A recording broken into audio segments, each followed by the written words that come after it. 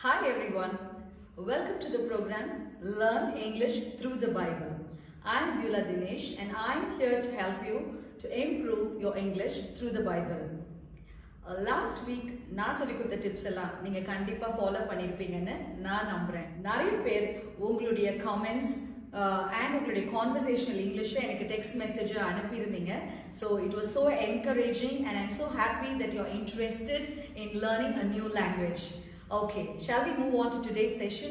இன்னைக்கு நிறைய செஷன்ஸ், நிறைய இன்ட்ரெஸ்டிங் செஷன்ஸோட நான் வந்திருக்கேன். So let us move on to have fun in learning English as your second language. இன்னைக்கோட ஃபர்ஸ்ட் செஷன் என்னன்னு பார்த்தீங்கன்னா vocabulary.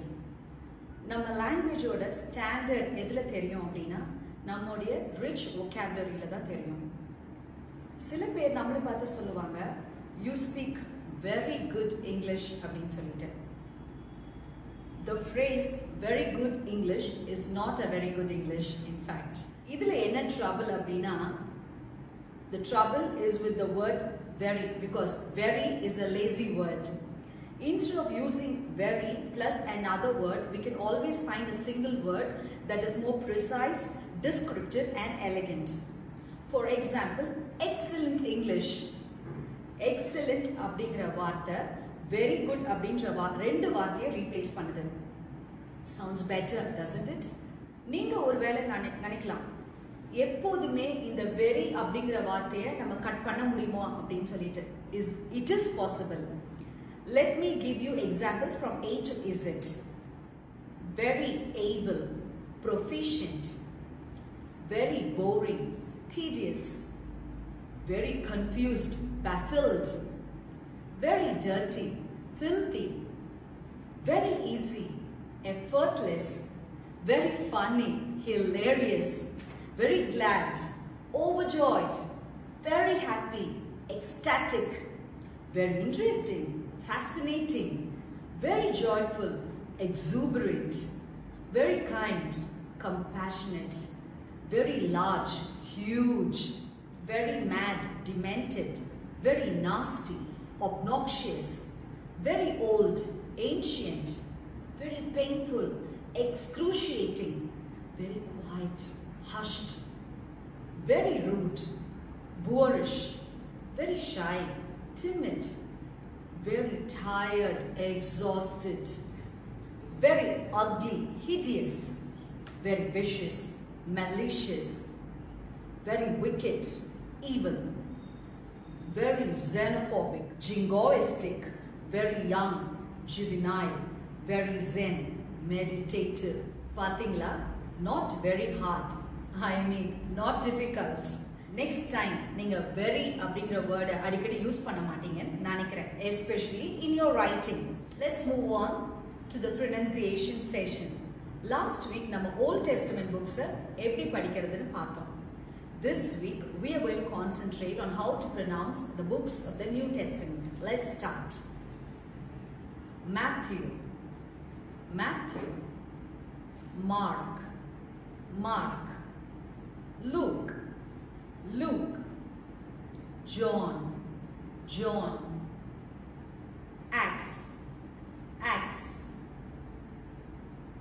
Romans, Romans, First Corinthians, First Corinthians, Second Corinthians, Second Corinthians, Galatians, Galatians, Ephesians, Ephesians, Philippians, Philippians, Colossians, Colossians, First Thessalonians, First Thessalonians, Second Thessalonians, Second Thessalonians, First Timothy, First Timothy, Second Timothy, Second Timothy, Titus, Titus, Philemon, Philemon, Hebrews, Hebrews, James, James, First Peter, First Peter, Second Peter, Second Peter, First John, First John, Second John, Second John, Third John, Third John, Jude, Jude, Revelation, Revelation. Old Testament books விட New Testament books ரொம்ப ஈஸியா இருந்தது இல்ல? Okay, hope you enjoyed it. Honesty is the best policy. A man of words and not of deeds, it's like a garden full of weeds. Time is the coins of our lives. We must take care of how we spend it. Pride comes before a fall. Wise men store up knowledge, but the mouth of a fool invites ruin. என்னடா ஏதோ சொல்லிட்டே இருக்காங்கன்னு பாக்குறீங்களா? What do we call these sayings? Proverbs. Yes, correct guess பண்ணிட்டீங்க. இன்னைக்கு நம்ம படிக்க போற passage Solomon பத்தி தான். அதாவது King Solomon பத்தி. Let's turn our Bibles to 1 Kings chapter 3 verse 16 to 28. Solomon's wise judgment. Now 2 women who were harlots came to the king and stood before him. And one woman said, "Oh my lord, this woman and I dwell in the same house, and I gave birth while she was in the house." Then it happened the 3rd day after I had given birth that this woman also gave birth, and we were together. No one was with us in the house except the 2 of us in the house. And this woman's son died in the night because she lay on him. So she arose in the middle of the night and took my son from my side while your maidservant slept, and laid him in her bosom, and laid her dead child in my bosom. And when I rose in the morning to nurse my son, there he was dead. But when I had examined him in the morning, indeed, he was not my son whom I had borne. Then the other woman said, "No, but the living one is my son, and the dead one is your son." And the first woman said, "No, but the dead one is your son, and the living one is my son." Thus they spoke before the king. And the king said, "The one says, 'This is my son who lives, and your son is the dead one.' And the other says, 'No, but your son is the dead one, and my son is the living one.' Then the king said, 'Bring me a sword.' So they brought a sword before the king. Then the woman whose son was living spoke to the king, for she yearned with compassion for her son, and she said, 'Oh my lord, give her the living child, and by no means kill him.' But the other said, 'Let him be neither mine nor yours, but divide him.'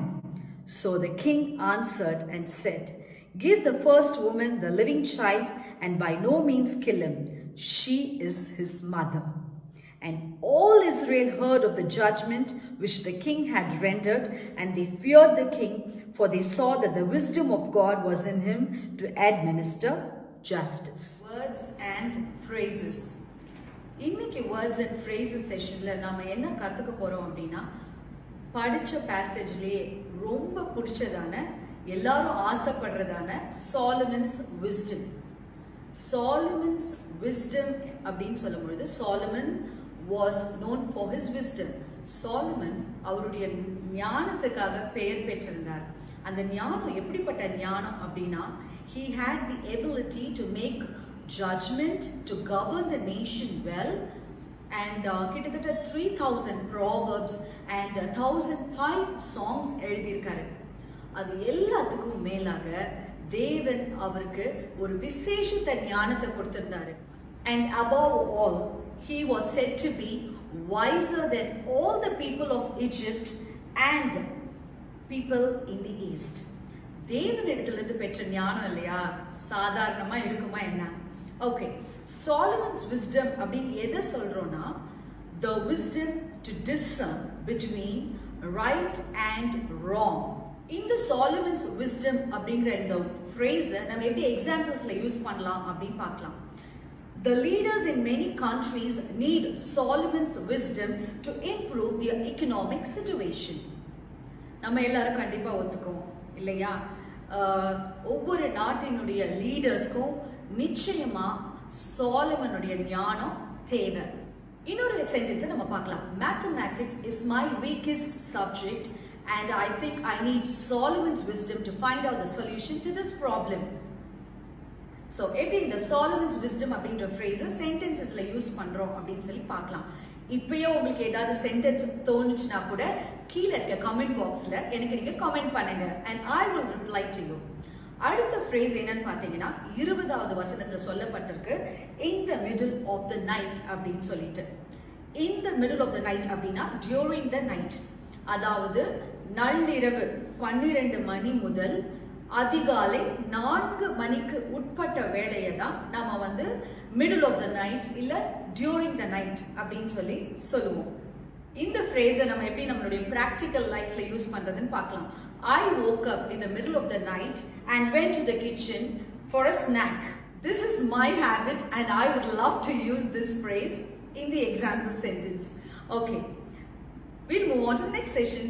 Words and phrases la in the middle of the night அப்படி நம்ம படிக்கும் பொழுது சில idioms time base பண்ணி எனக்கு ஞாபகம் வந்தது.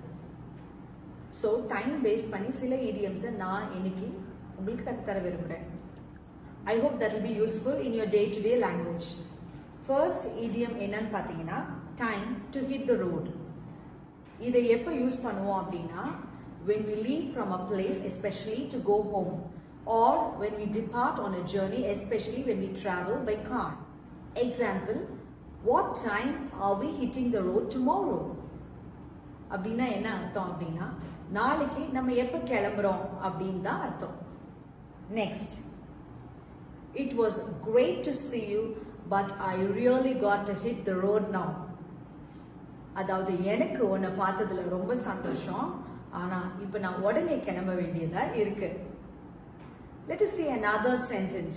I am so tired, I better hit the road now. It's a 2-hour drive back to the city. நான் இப்பே கிளம்பணும், ஏன்னா நான் இங்க இருந்து டிராவல் பண்றதுக்கு 2 hours ஆகும்.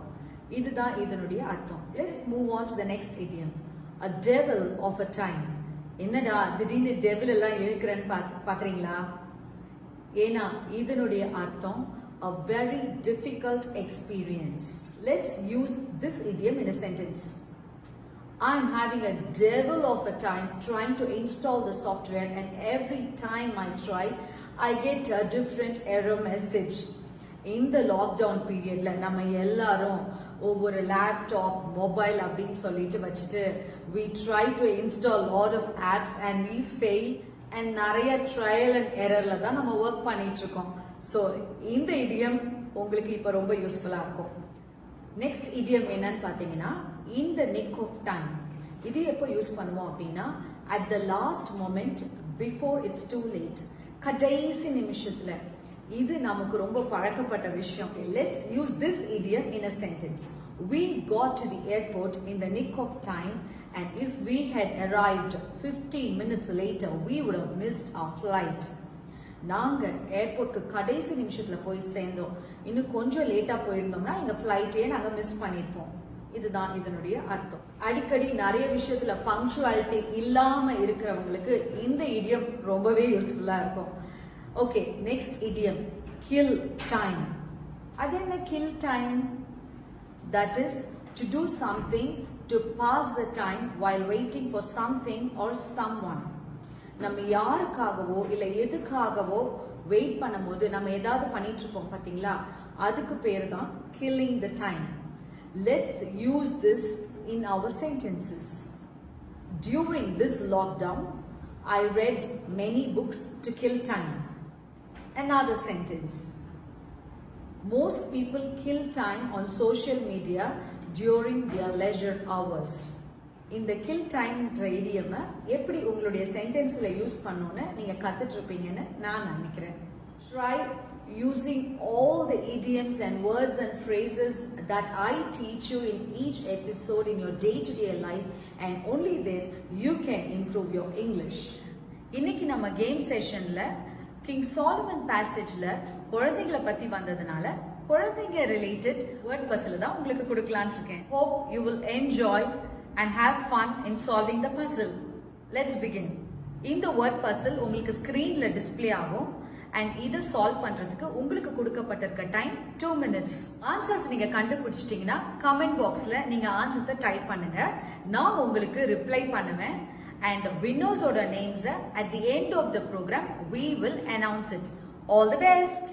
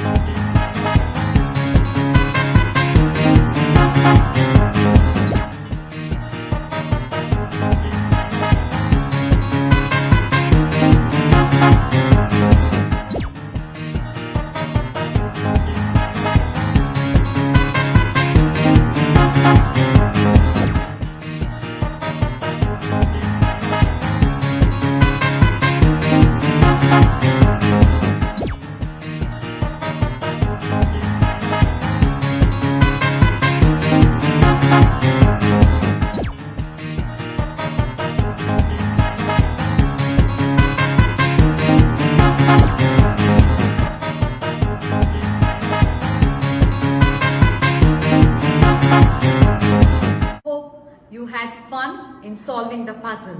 இன்னைக்கு நான் உங்களுக்கு ஒரு இன்ட்ரெஸ்டிங் டாபிக்கை இன்ட்ரோடியூஸ் பண்ண போறேன். I wish I was as wise as Solomon. என்ன ஒரு பேராசை இல்ல. நம்ம எல்லாரும் ஒரு விஷயத்தை ஒத்துக்கணும். மனுஷங்களா இருக்கறனால கம்பேரிசன் அப்படிங்கிறது நம்மளுடைய வாழ்க்கையில அவாய்ட் பண்ணணும்னு நினைச்சாலும் நம்மளால அவாய்ட் பண்ண முடியாது. நாம உடுத்துற துணியில இருந்து வாழ்ற வீட்ல இருந்து நம்ம குழந்தைகளை மற்ற பிள்ளைகளோட கம்பேர் பண்றது நம்முடைய அனுதின வாழ்க்கையில இணைந்த ஒரு விஷயமா இன்னைக்கு இருக்குது. இந்த கம்பேரிசனை தான் இங்கிலீஷ்ல ஒரு ஸ்பெஷல் கேட்டகரியா கொடுத்துருக்காங்க. அதுக்கு பேரு சிமிலி. ஸ்பெல்லிங்கை பார்த்துட்டு ஸ்மைல் நினைச்சுக்காதீங்க. இட் இஸ் சிமிலி. இந்த சிமிலி எப்ப யூஸ் பண்ணுவோம் அப்படின்னா when we want to compare two things. இந்த சிமிலிக்காக நம்ம யூஸ் பண்ற வார்த்தைகள் என்னன்னு பாத்தீங்கன்னா like and as. இப்போ நான் சொன்ன பாத்தீங்களா example சென்டென்ஸ்ல I wish I was as wise as Solomon. அப்ப அந்த சென்டென்ஸ்ல as அப்படிங்கிற வார்த்தையை நம்ம யூஸ் பண்ணியிருக்கோம். ஸோ இந்த மாதிரி ரெண்டு பொருள் அல்லது ரெண்டு நபரை கம்பேர் பண்றதுக்காக சிமிலியை யூஸ் பண்ணலாம். வேற எதுக்கு இந்த சிமிலியை யூஸ் பண்ணலாம் அப்படின்னா if you want to emphasize something, அதாவது ஏதாவது ஒரு விஷயத்துக்கு நம்ம அழுத்தம் கொடுத்து சொல்லணும் அப்படின்னா நம்ம இந்த சிமிலியை யூஸ் பண்ணலாம். இல்ல ஒரு ஹியூமருக்காக கூட யூஸ் பண்ணலாம். அப்படி இல்லை அப்படின்னா ஏதாவது ஒரு காரியத்தை மற்றவங்க கிளியரா அண்டர்ஸ்டாண்ட் பண்ணணும் அப்படிங்கிறதுக்காக நம்ம யூஸ் பண்ணலாம். அப்படி இல்லைன்னா ஏதாவது ஒரு விஷயத்தை நம்ம புதுசா இன்ட்ரோடியூஸ் பண்ணும் போதும் இதை நம்ம யூஸ் பண்ணலாம். இல்ல நம்முடைய லிசனர்ஸ் நம்ம சொல்ல வரத அவங்க மனசுல ஒரு கிளியர் பிக்சரா பதிய வச்சுக்கணும் அப்படின்றதுக்காக யூஸ் பண்ணலாம். அண்ட் இன்னொரு விஷயம் என்னன்னா, நம்ம சொல்ல வர விஷயம் இன்னும் ஒரு இன்ட்ரெஸ்டிங்கா டிஸ்கிரிப்டிவா இருக்கணும் அப்படின்னா அதுக்கும் நம்ம யூஸ் பண்ணலாம். இது உங்களுக்கு நல்லா புரியணும் அப்படின்னா நான் சில எக்ஸாம்பிள் சென்டென்சஸ் நான் சொல்ல விரும்புறேன். The crayons are as colorful as a rainbow. இந்த சென்டென்ஸ்ல பாத்தீங்கன்னா as colorful as அப்படிங்கிற வார்த்தையை நம்ம யூஸ் பண்ணியிருக்கோம். நீங்க ஒரு விஷயத்தை இந்த சென்டென்ஸ்ல நோட் பண்ணணும். என்ன அப்படின்னா, நம்ம கம்பேர் பண்ற ரெண்டு பொருளும் ஒன்றோட ஒன்று சம்பந்தப்பட்டு இருக்காது. அடுத்த எக்ஸாம்பிள பார்த்தா இன்னும் உங்களுக்கு கிளியரா புரியும். This dog is as fluffy as a cotton candy. என்ன அர்த்தம்னா, இந்த நாய்க்குட்டி ஒரு பஞ்சு முட்டாய் மாதிரி புசு புசு புசுன்னு இருக்குது. அதுதான் இதனுடைய அர்த்தம். ஸோ இந்த இடத்துலயும் நம்ம as அப்படிங்கிற வார்த்தையை நம்ம யூஸ் பண்ணியிருக்கோம். நம்ம லைக் அப்படின்ற வேர்டை யூஸ் பண்ணி எப்படி எக்ஸாம்பிள் சென்டென்ஸ் யூஸ் பண்ணலாம் அப்படின்னு பார்க்கலாம். I slept like a baby last night. இந்த இடத்துல பாத்தீங்கன்னா நான் ஒரு குழந்தை மாதிரி தூங்கினேன் அப்படின்னு அர்த்தம். ஏன்னா அவ்வளோ டயர்டா இருக்கும்னு அர்த்தம். Another sentence, I've been working like a dog. நான் நாய் மாதிரி உழைச்சேன் அப்படின்னு நம்ம கம்பேர் பண்ணலாம். ஸோ சிமிலி அப்படின்றத எப்படி யூஸ் பண்ணோம் அப்படின்னு உங்களுக்கு கிளியரா புரிஞ்சிருக்கும்னு நான் நினைக்கிறேன். ஸோ நீங்களும் உங்களுக்கு தெரிஞ்ச சிமிலியை நீங்க யூஸ் பண்ணி அனுப்புங்க. I will correct those sentences and I'm glad to help you in improving your language. Life is so much easier with a sense of humor. இன்னொன்னு கூட சொல்றாங்க, ஹியூமர் சென்ஸ் இருக்கிறவங்க ரொம்ப அழகா இருப்பாங்க அப்படின்னு சொல்லிட்டு. ஸோ நான் இன்னைக்கு உங்களை அழகாக்கிறதுக்காக வந்திருக்கிறேன். ஓகே, அது என்னன்னு பார்க்கலாமா? Here is your order, sir. 1,000 business cards saying Simon the fisherman. Later that day, Simon, from now on you shall be known as Peter.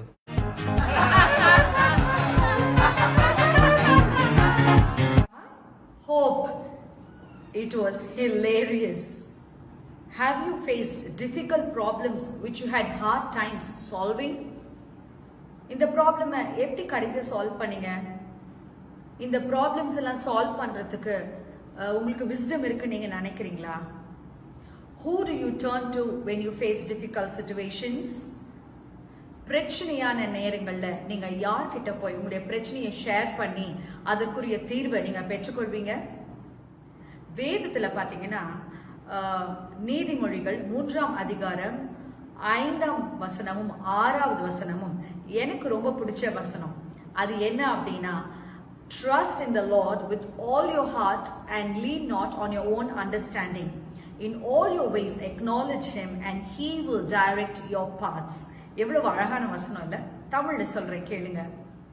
உன் சுய புத்தியின் மேல் சாயாமல் உன் முழு இருதயத்தோடும் கர்த்தரில் நம்பிக்கையாயிருந்து உன் வழிகளில் எல்லாம் அவரை நினைத்துக்கொள், அப்பொழுது அவர் உன் பாதைகளை செவைப்படுத்துவார். எவ்வளவு மனசுக்கு ஒரு ஆறுதலான விஷயம் இல்லையா? சரி, இந்த வசனத்தை குறிச்சுதான் நாம இன்னைக்கு தியானிக்க போறோம். ட்ரஸ்ட் இன் தி லார்ட், கர்த்தரில் நம்பிக்கையா இருந்து. கர்த்தர் பேரில் நம்பிக்கையா இருப்பது என்பது ரொம்ப ஒரு செக்யூரான விஷயம். For example, I completely trust my earthly father. அதாவது என்னுடைய உலக பிரகாரமான தகப்பனை நான் முழுமையா நம்புவேன். ஏன் அப்படின்னா, அவர் யாருன்னு எனக்கு தெரியும், அவருடைய எபிலிட்டியை நான் நம்புறேன், அவருடைய இன்டெகிரிட்டியை நான் நம்புறேன், அவருடைய குட் கேரக்டரை நான் நம்புறேன். ஏன்னா எனக்கு அவரை நல்லா தெரியும். And I have a very close relationship with my father.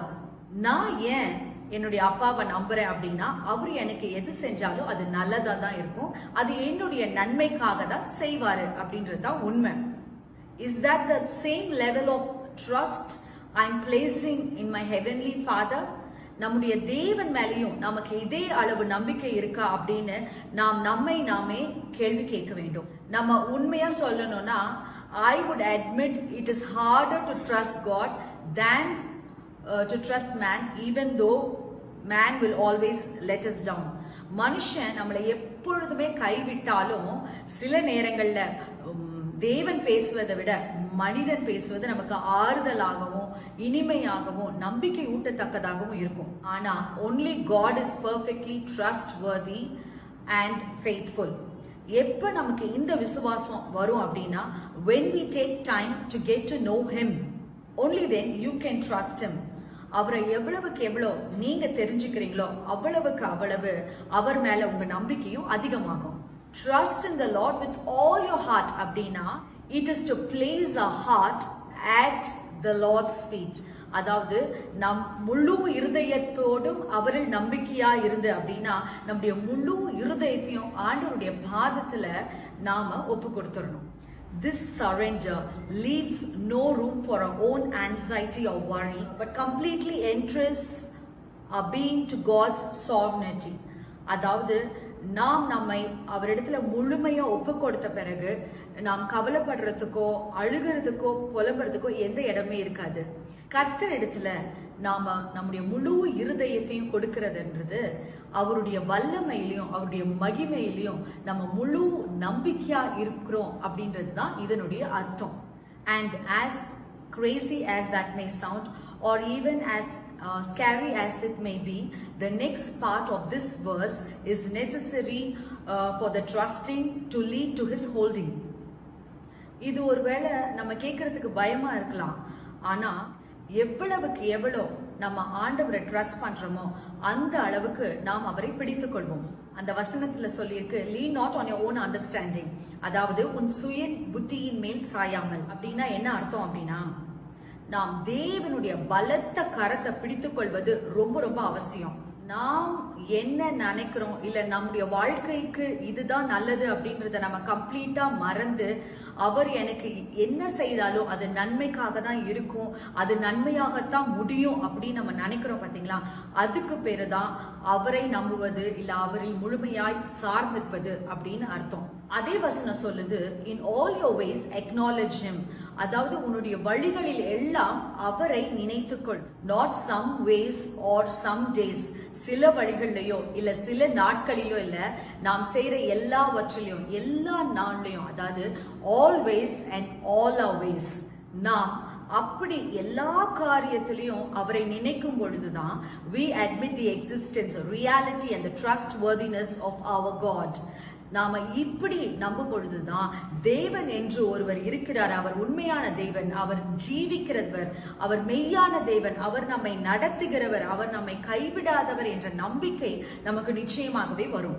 நம் வாழ்க்கையின் ராஜா என்று நாம் அவரை முழுவதுமாக நம்பி நம்முடைய இருதயத்தின் சிம்மாசனத்தில் அவரை அமர்த்தினா மாத்திரம்தான் நம்மளால நம் வழியை செவைப்படுத்த முடியும் அவருடைய உதவியினால. அப்படி செஞ்சா மாத்திரம்தான் அவருடைய ஆளுகையை நம்முடைய வாழ்க்கையில நம்ம பார்க்கலாம். And he will direct your paths. அப்போ அவர் நம்முடைய பாதையை செவைப்படுத்துவார். He will begin to establish our steps and lead us in the way he needs. அதாவது நம்முடைய அடிகளை அவர் உறுதிப்படுத்தி நாம் எங்கு செல்ல வேண்டும் என்று அந்த இடத்திற்கு அவர் நம்மை கொண்டு செல்வார். நாம் வசனத்தை படிக்கிறவர்களாக மாத்திரம் அல்ல, அதாவது நம்ம வெறும் மெமரைஸ் பண்றவங்களா மாத்திரம் அல்லாம, இதை நம்ம சும்மா நம்மளுடைய ஃபேஸ்புக் வாட்ஸ்அப்ல கோட் பண்றவங்களா மாத்திரம் அல்லாம, இதை நாம முழுமையா கடைபிடிக்கும் போது மாத்திரம் தான் we can taste how good our God is. And you know, it all begins with trusting him. So இந்த வீக்க தேவன் மேல உள்ள நம்பிக்கையில ஆரம்பிங்க. நம்முடைய வாழ்க்கைய அவர்ல முடிக்கிறது தான் நம்முடைய வாழ்க்கையின் அர்த்தம். That is the purpose of our life on this earth. Let us trust our God and he will establish your paths. Hope this episode was useful and encouraging. See you all in the next episode with another scripture. Till then, take care. Bye-bye.